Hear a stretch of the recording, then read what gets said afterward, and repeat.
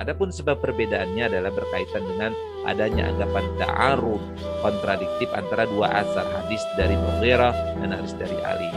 Maka bagi ulama yang menggunakan metodologi dia kompromi, maka dia mengkompromikan kedua hadis ini, di mana hadis Ali dianggap sebagai wajib mengusap atas dan hadis dari Mughirah adalah sunnah mengusap bawah.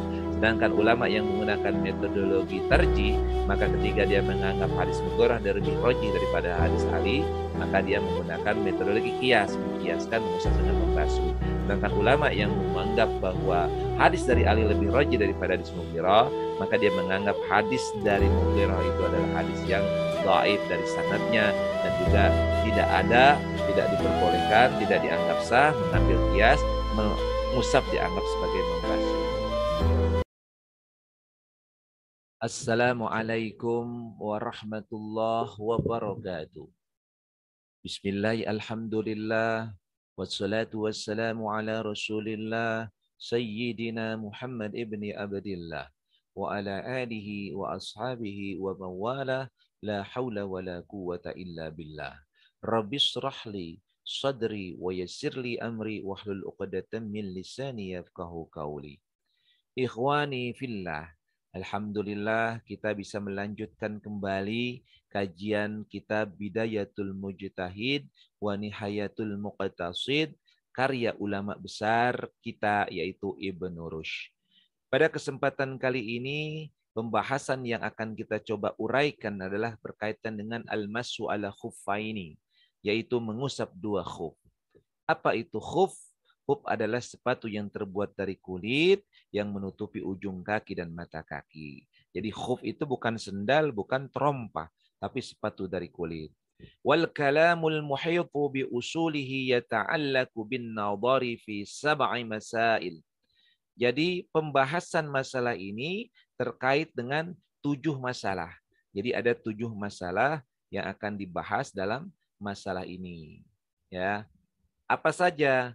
Yang pertama adalah al-mas'alatul ula fa'ammal jawazu fa fihi salasatu aqwalin. Masalah pertama adalah hukum mengusap dua khuf. Maka berkaitan dengan hukum mengusap dua khuf ini ada 3 pendapat. Al-qaulul masyhuru, pendapat pertama yang masyhur adalah annahu jaizun 'alal itlaq, bahwa mengusap khuf ini adalah boleh secara mutlak. Wa bihi qala jumhuru fuqaha'il amsari. Dan pendapat ini adalah dipegang atau merupakan pendapat ulama jumhur, ulama fikih jumhur di berbagai negeri. Jadi ulama fikih di berbagai macam negeri atau negara atau wilayah berpendapat bahwa jaizun alal itlaq, boleh secara mutlak. Kemudian wa qaulus tsani, pendapat yang kedua adalah jawazuhu fis safari dunal hadari. Boleh tetapi di perjalanan, bukan dalam kondisi dia hadir ada di kampung halamannya. Jadi boleh ketika melakukan perjalanan. Wal qaulus tsalis, dan pendapat yang ketiga adalah man'u jawazihi bi itlaq wa huwa asyadduha. Yang ketiga pendapat ini adalah bahwa tidak boleh secara mutlak. Dan pendapat ini adalah pendapat yang syadz, artinya pendapat yang janggal, yang aneh. Kemudian wal aqawilus salasatu marwiyatun anis sadril awwali wa ammalik. Nah, ucapan-ucapan ini, pendapat-pendapat ini, 3 pendapat di atas tadi yang sudah disebutkan adalah merupakan riwayat-riwayat atau dinukil dari riwayat-riwayat ulama salaf dan juga dari Imam Malik. Jadi penukilannya adalah dari ulama-ulama salaf, ulama-ulama terdahulu, ya, dan dari Imam Malik. Kemudian wassababu fi ikhtilafihim, sebab-sebab perbedaan pendapat mereka ini, ma yudhannu min mu'aradati ayatil wudu'il waridi fiha al-amru bil ghasli al-arjul lil athari allati warda fil mashi ma'a ta'akhuri ayatil wudu'. Jadi sebab-sebab perbedaan pendapat mereka adalah adanya dugaan kontradiktif antara ayat wudhu, ya, antara ayat wudhu yang memerintahkan untuk membasuh kaki lil asari dengan asar, dengan berbagai asar, berbagai riwayat, berbagai hadis yang menjelaskan mengusap khuf allati waradat fil masi ma'a ta'akhuri ayatil wudu, padahal ayat wudu datang terakhir setelah asar-asar tadi. Wahadal khilaf kana baina sahabati fi sadril awal. Perbedaan pendapat ini sudah ada semenjak kurun pertama para sahabat. Fakana minhum, maka di antara mereka, jadi fakana minhum may yara anna ayatal wudu'i nasikhah litilkal athar. Maka di antara mereka ada yang berpendapat bahwa ayat wudu itu sudah menghapus hukumnya asar-asar atau hadis-hadis tersebut. Jadi sudah menghapus dengan adanya datangnya ayat wudu, maka dihapus hukumnya tentang berkaitan dengan masul khauf atau masul khaufi. Wa huwa madhab Ibni Abbas. Inilah pendapat Ibnu Abbas. Jadi Ibnu Abbas berpendapat bahwa yang berkaitan dengan masalah mengusap khauf itu sudah sudah dihapus hukumnya dengan turunnya ayat berkaitan dengan ayat wudhu. Demikian pendapat yang dinukil dari pendapatnya Ibnu Abbas. Jadi namanya nasikhun. Nasikhatun artinya dia menghapus.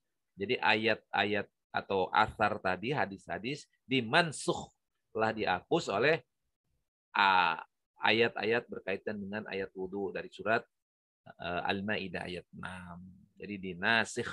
Jadi ayat Al-Quran menasikh daripada asar. Dan asar itu dimansuh oleh ayat Al-Quran surat Al-Maidah ayat 6. Ini pendapat dari Ibnu Abbas.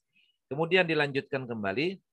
Wahtajjal qailun bijawazihi bima rawahu muslimun annahu kana yu'jibuhum.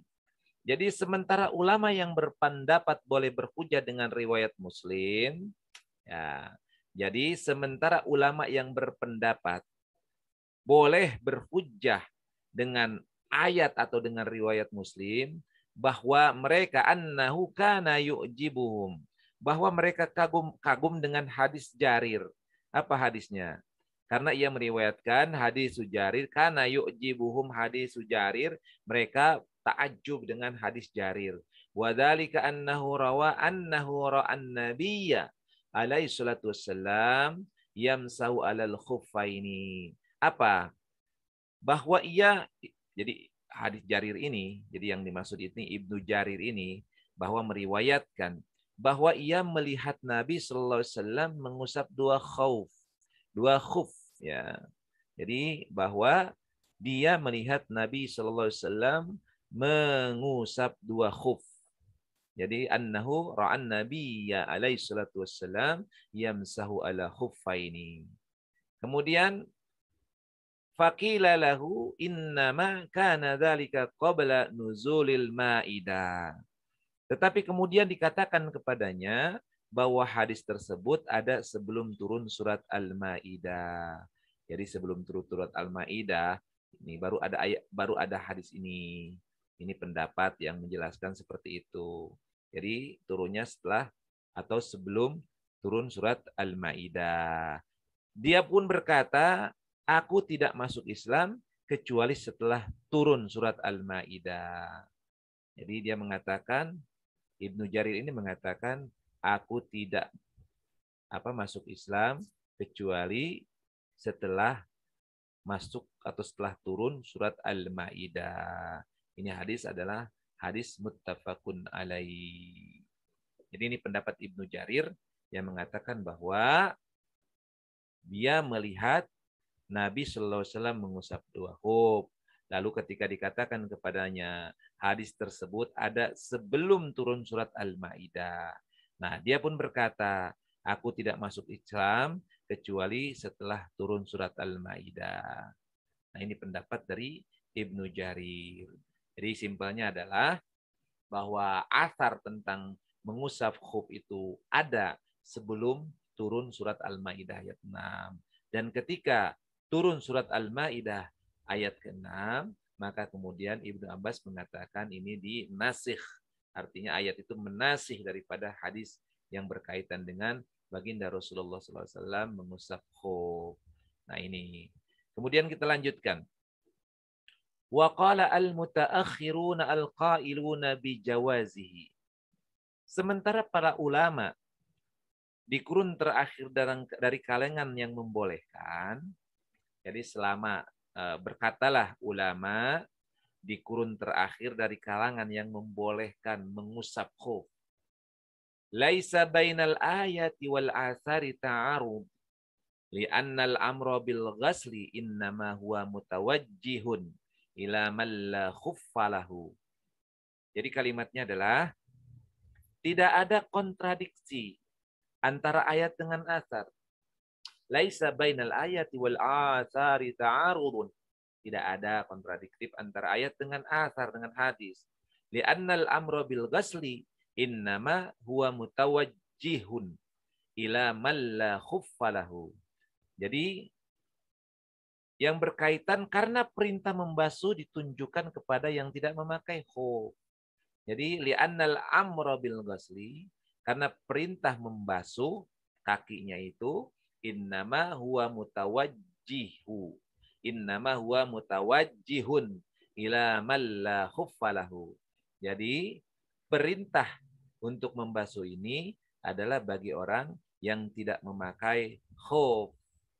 Kemudian warrukhsata innama hiya lil abisi warrukhsata innama hiya lil abisil huffi waqila. Jadi dikatakan bahwa dan dikatakan pula, jadi sementara keringanan diberikan kepada yang memakai khuf. Jadi kalimatnya pendapat daripada ulama di kurun terakhir dari kalangan yang membolehkan untuk mengusap khuf mengatakan bahwa tidak ada kontradiksi antara ayat dengan hadis. Kenapa? Karena ayat Al-Quran itu memerintahkan untuk membasuh kaki itu bagi yang tidak memakai khuf. Tetapi bagi yang memakai khuf, maka itu ada rukhsah untuk kemudian tidak melepas khufnya, tetapi dia mengusap khufnya. Nah itu seperti itu kurang lebih. Kemudian dan dikatakan pula, wakila inna ta'wila qiraatil arjuli bil khafdi huwal masu ala khuffaini. Nah, ini ada yang mengatakan juga bahwa takwil qiraah dengan khaffad. Jadi takwil qiraah dengan dari kata arjuli bil khafdi. Jadi akan kalimat wamsahu biruusikum wa arjulakum. Maka kalimat arjulakum maka ia menjadi membasuh. Tetapi kalau ditakwilkan ada yang membaca wamsahu biruusikum wa arjulikum, maka ini maknanya adalah mashu. Maka mereka mentakwilkan bahwa dengan menghafadkan huruf lamnya menjadi li, tidak arjulakum tetapi arjulikum, maka ini maknanya masu alal khuffaini. Berarti dia ditakwilkan sebagai mengusap khufnya, kedua khufnya. Nah itu. Kemudian kita lanjutkan. Wa amma man farraqa bainas safari wal hadar fari anna aktsaral asari shihahi alwaridati fi mashi. Jadi adapun kelompok yang membedakan antara dalam perjalanan atau berpergian dan tidak beralasan. Jadi tidak beralasan bahwa kebanyakan hadis-hadis mengusap khuf terjadi pada saat perjalanan.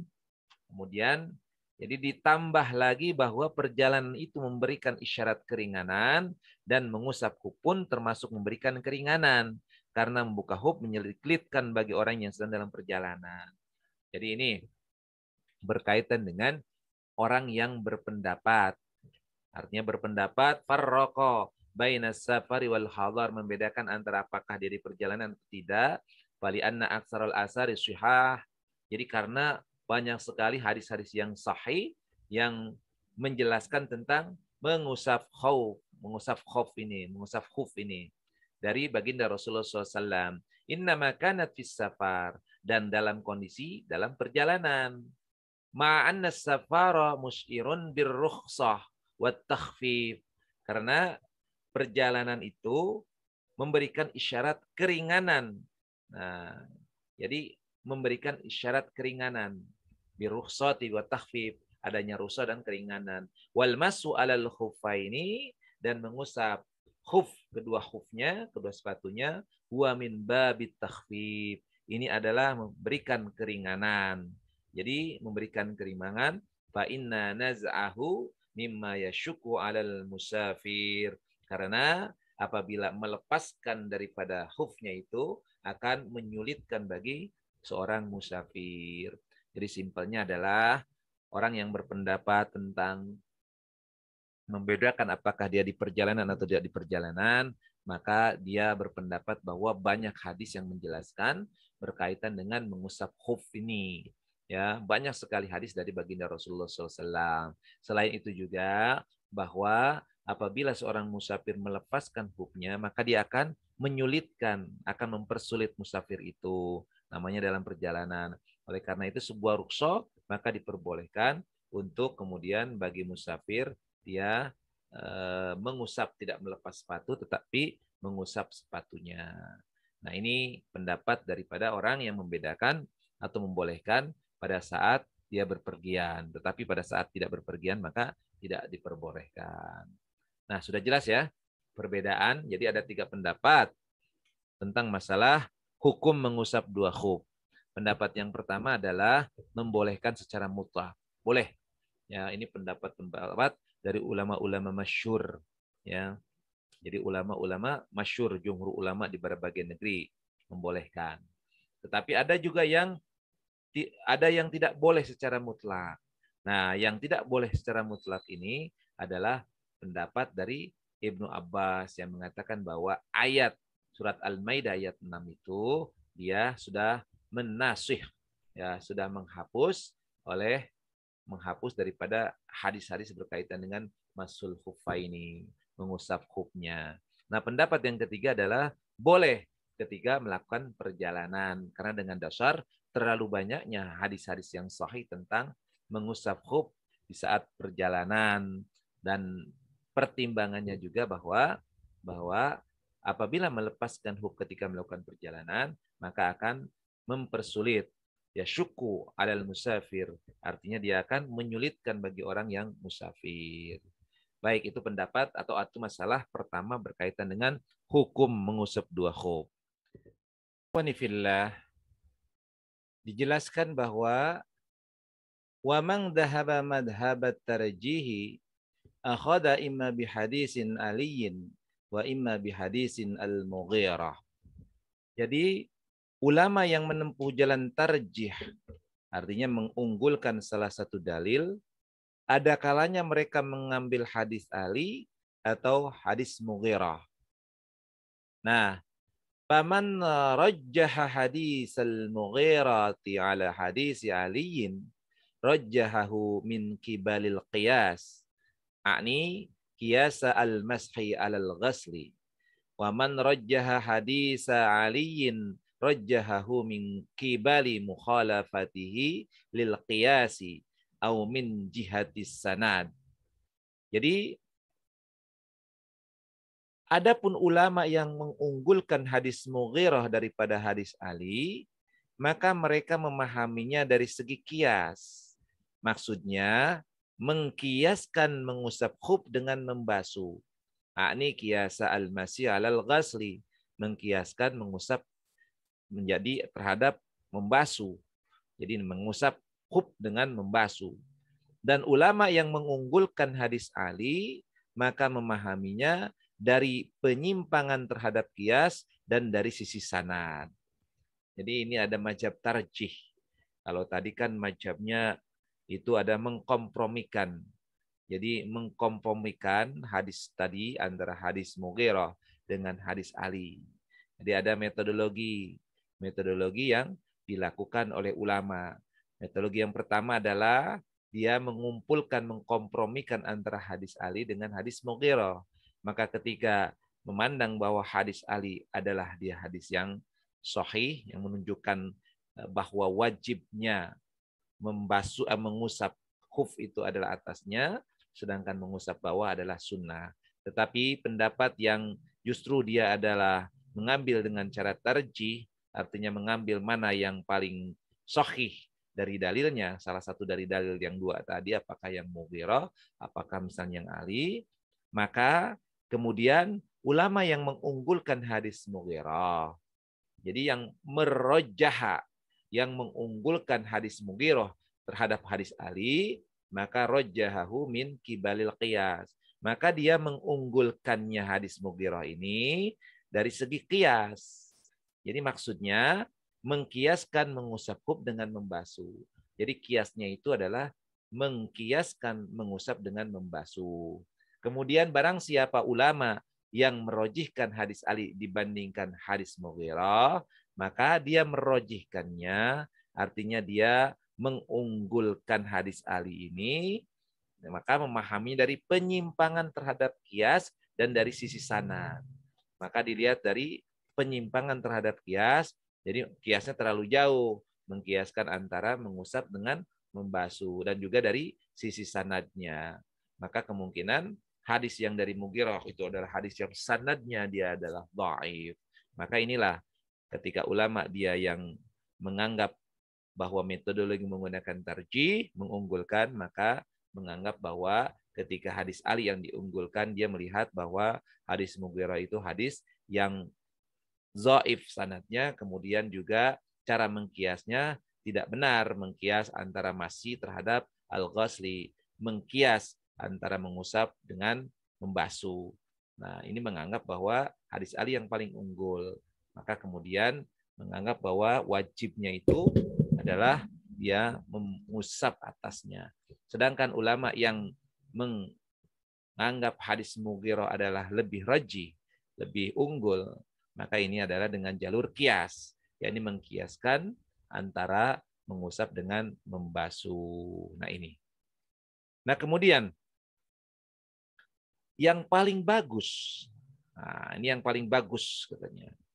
Yang paling bagus dalam masalah ini adalah pendapat Malik.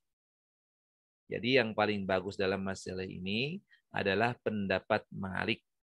Adapun pendapat yang hanya mengusap bagian bawah khuf saja, tidak saya ketahui apa hujahnya. Ini menurut Ibnu Rushd.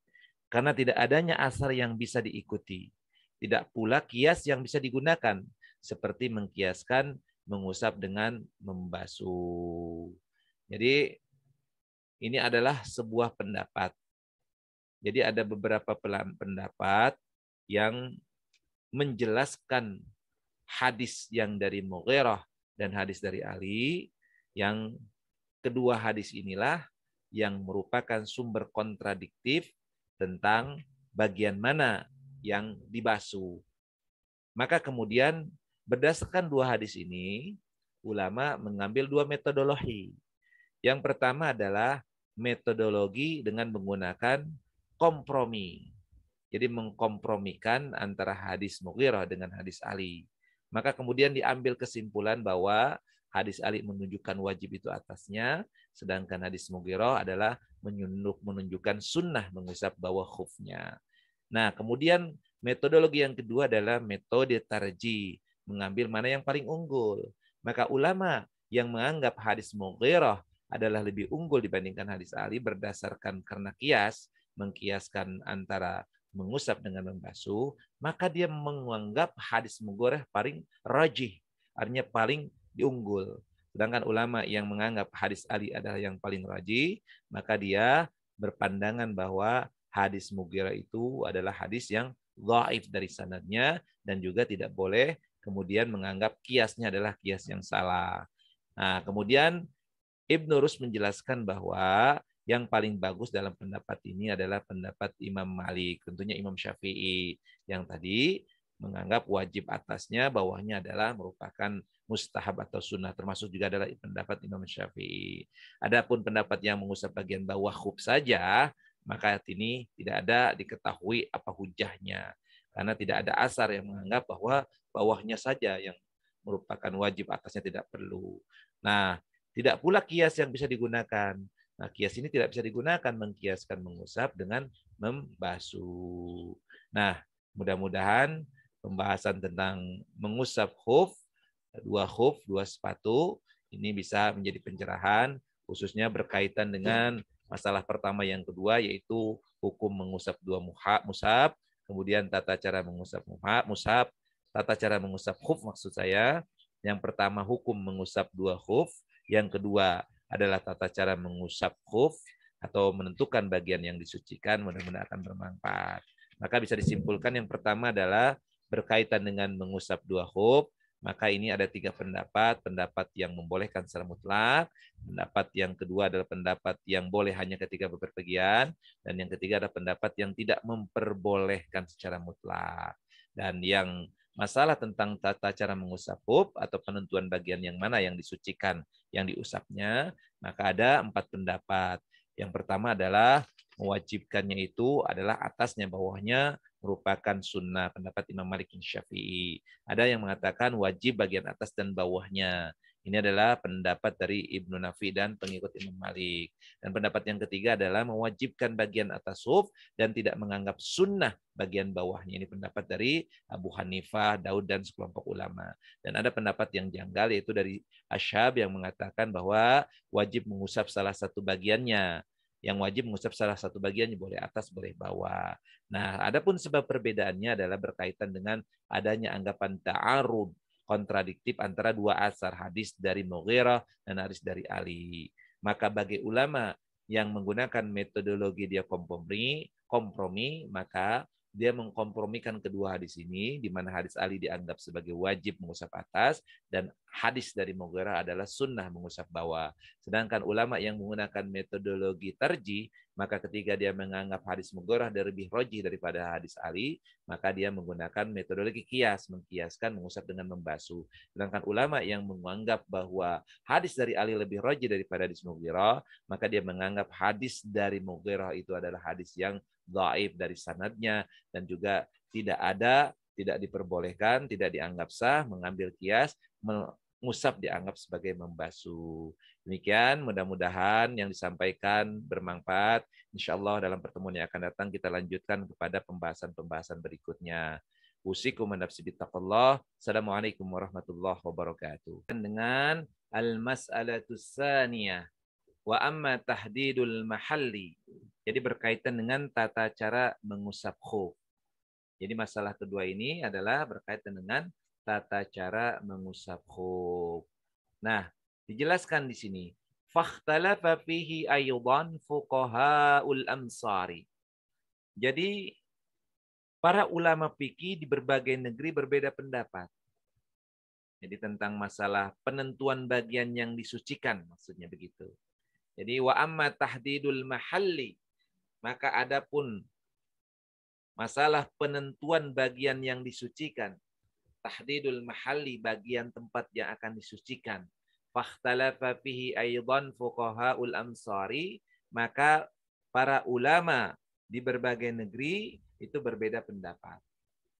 Faqala qaumun, sebagian ulama berpendapat, innal wajiba min dzalika mas'a'lal khuffi wa inna mashal batin a'ni asfalal khuffi mustahabbun wa malikun ahadun man ra'a hada wasyafi'i wa minhum man aujaba masha dhuhurihima wa butunihima wa huwa madhab ibni Nafi'in min ashabi Malik wa minhum man aujaba masha dhuhuri faqat wa lam yastahibba mashal butuni wa huwa madhab Abi Hanifah wa Dawuda wa Sufyan wa Jama'ah wa syadda ashabu faqala innal wajiba masul batin awil a'la ayyuhuma masaha. Jadi dikatakan di sini, faqala kaum, pendapat ulama yang pertama adalah, jadi pendapat innal wajiba min dzalika masu a'lal khuffi. Jadi pendapat yang pertama adalah wajib. Jadi wajibnya adalah mengusap bagian atas khuf. Innal wajiba min dzalik, bahwa wajibnya dari yang demikian itu adalah mengusap atasnya khuf. Jadi atasnya khuf. Kemudian wa inna masal batin a'ni asfalal khufi mustahabun.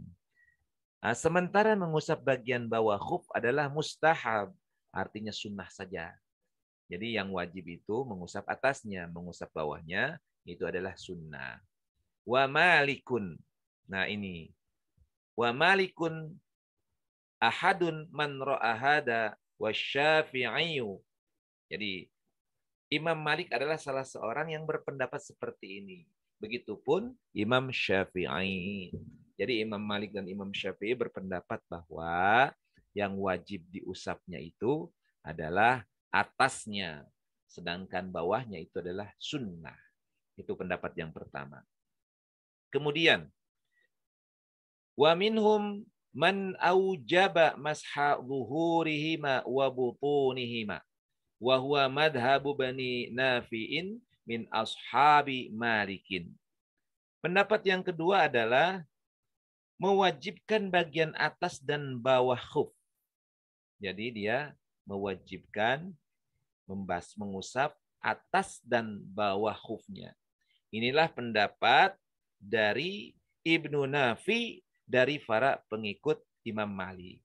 Nah ini, jadi pendapat yang kedua, tempat atau penentuan bagian yang disucikan, yaitu Ibnu Nafi dan juga pengikut Imam Malik, para pengikut Imam Malik berpendapat bahwa yang wajib itu atas dan juga bawahnya.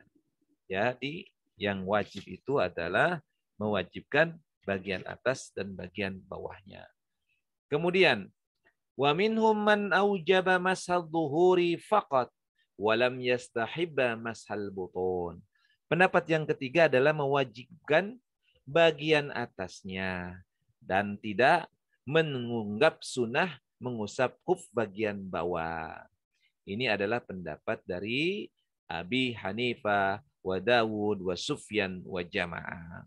Jadi Abu Hanifah, Imam Dawud, Sufyan, dan Jamaah, ya sekelompok ulama lain itu berpendapat bahwa yang wajib itu adalah mengusap atasnya dan tidak menganggap sunnah mengusap bawahnya. Jadi tidak perlu, tidak sunnah untuk mengusap bawahnya. Kemudian dilanjutkan, wasyadda ashabu faqala innal wajiba masul batin awil a'la ayyuhuma masaha. Ada pendapat yang keempat. Ini pendapat dari ashab. Tapi pendapatnya ini pendapat yang syadz. Artinya nyeleneh, janggal, aneh. Dia berkata bahwa yang wajib adalah mengusap salah satu bagian khuf. Jadi innal wajiba mashul batin awil a'la ayyuhuma, masa di mana saja yang kamu ingin basuh. Jadi boleh di atas, boleh di bawah. Yang penting diusap salah satunya. Nah ini pendapat dari ashab. Jadi ada 4 pendapat yang berkaitan dengan masalah di mana mengusapnya atau penentuan bagian mana yang harus disucikan. Maka pendapat yang pertama, yang disucikan itu atau yang diusap itu adalah bagian atasnya dan menganggap bahwa bagian bawahnya adalah sunnah. Ini adalah pendapat dari Imam Malik dan Imam Syafi'i. Yang kedua adalah bahwa yang wajib itu mengusap atas dan bawahnya. Nah ini pendapat dari Ibni Nafi dan juga pengikut Imam Malik, sebagian pengikut Imam Malik. Kemudian yang ketiga ada berpendapat bahwa yang wajib itu jadi hanya mengusap atasnya saja dan mengusap bawah itu tidak sunnah. Jadi hanya atasnya saja, tidak perlu mengusap bawahnya. Inilah pendapat dari Abu Hanifah, Dawud, Sufyan, dan Jamaah, atau sekelompok ulama. Dan yang keempat, pendapat yang dianggap aneh atau tidak sesuai atau nyeleweng, tidak seumumnya, maka pendapat dari ashab ini mengatakan bahwa yang wajib mana saja, bisa atas, bisa bawah, terserah. Boleh yang mana, boleh yang atas, boleh yang bawah. Nah, kemudian kita lanjutkan. Wassababu ikhtilafihim, sebab-sebab perbedaan pendapat mereka adalah ta'arudul atharil waridati fi dzalika wa tashbihul massi bil ghasli. Wa dzalika anna fi dzalika atharaini muta'aridaini. Ahaduhuma hadisul Mughirah bin Syu'bah wa fihi. Nah, sebab-sebab perbedaan mereka adalah ta'arud. Ta'arud itu ya kontradiktif.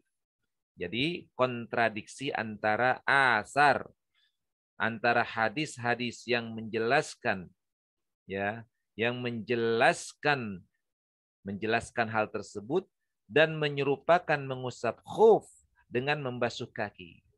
Jadi adanya kontradiksi antara hadis yang menjelaskannya dan menyerupakan khuf, mengusap artinya menyerupakan mengusap khuf dengan membasuh kaki. Jadi watashbihul masil bil ghasli, menyerupakan antara mengusap dengan membasuh. Jadi ini penyebabnya kontradiksi. Ya, kemudian wadzalika anna fi dzalika asaraini muta'aridaini. Nah, tentang hal tersebut dalam hal ini ada dua hadis yang kontradiktif. Jadi ada dua hadis yang kontradiktif. Jadi yang pertama adalah hadis dari Mughirah bin Syu'bah, di mana annahu sallallahu alaihi wasallam masaha 'alal huffi wa batinihi, bahwa baginda Rasulullah sallallahu alaihi wasallam dia mengusap al-huffi wa batinihi, mengusap bagian atas huf dan bawahnya. Jadi masaha 'alal huffi wa batinihi. Jadi baginda Rasulullah mengusap atas dan bawahnya. Ini dari hadis Mughirah bin Syu'bah. Wal akharu hadis Aliin. Dan hadis yang lain adalah hadis dari Ali. Nah, lau kana ad-dinu bir-ra'yi. Nah, lau kana ad-dinu bir-ra'yi lakana asfalul khuffi aula bil masi min a'lahu wa qad ra'aitu Rasulullah sallallahu alaihi wasallam yamsahu ala zahirihi khuffaihi. Jadi hadis dari Ali. Seandainya agama itu berlandaskan pada akal, laukana dinu birra'yi, lakana asfalul khuffi aula bil massi min a'lahu. Jadi kalau seandainya agama itu hanya berlandaskan akal, kata Rasulullah SAW, ya. Jadi hadis Ali, seandainya agama itu berlandaskan pada akal, maka bagian bawah khuf lebih utama diusap dari bagian atasnya. Ini pendapat dari Ali. Jadi laukana ad-dinu birra'yi, seandainya agama itu berlandaskan hanya akal saja, hanya pemikiran, jadi lakana asfalul khuffi aula bil masyi min a'lahu. Jadi pastilah yang namanya di bawah itu lebih utama untuk diusap dibandingkan dengan atasnya. Wa qad ra'aitu Rasulullah sallallahu alaihi wasallam yamsau ala zahirihi huffaihi. Nah, dan aku telah melihat Rasulullah SAW mengusap bagian atas dua khufnya. Jadi Ali melihat bahwa baginda Rasulullah SAW yamsau ala zahiri huffaihi. Nah ini ada hadis, ini hadis sahih juga.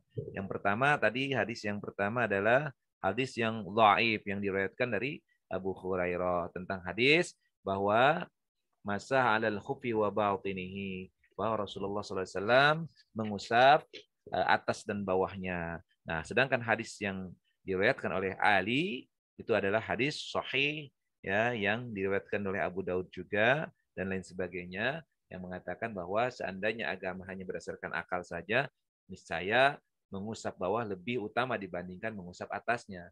Tetapi ternyata baginda Rasulullah SAW bahkan yamsahu ala zahiri huffaihi, beliau mengusap atas huffaihinya, atas khufnya, ya bukan bagian aspalnya atau bagian bawahnya. Kemudian faman dhahaba madhhabal jam'i bainal hadisaini hamala hadisal Mughirah 'alal istihbab wa hadisa Aliyin 'alal wujub wa hiya tariqatun hasanah. Jadi ulama yang mengkompromikan, jadi ini solusinya. Jadi barang siapa ulama yang mengkompromikan al-jam'i bainal hadisa ini, Jadi paman dahaba madhaba al-jam'i bainal hadisaini hamala hadisal Mughirah ala istihbab. Maka mereka memahami hadis dari Mughirah menunjukkan mustahab, sunnah. Dan sementara hadisun aliin wa hadis aliin alal wujub menunjukkan tentang wajib. Ini adalah cara kompromi yang bagus.